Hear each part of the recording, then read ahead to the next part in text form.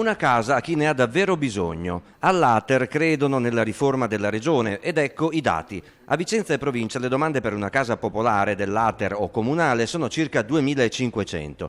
Gli alloggi Ater sono oltre 4.200, quelli occupati 3.900. Se ne liberano circa 200 all'anno, quindi il tempo di attesa rischia di protrarsi per molto tempo.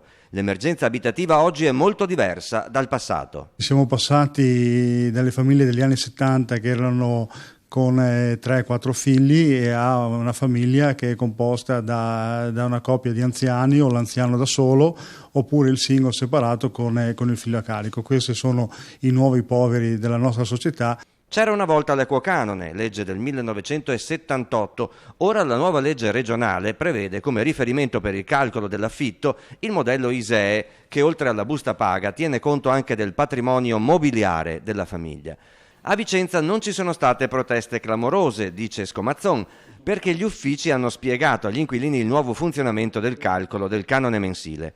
3.200 famiglie avranno un aumento del 27%, media 31 euro al mese, mentre per 412 inquilini con ISEE superiore a 20.000 euro l'incremento è stato dell'86%, cioè di 181 euro mese. Tra questi anche alcuni intestatari di conti correnti bancari con saldi a 4 e perfino 5 zeri.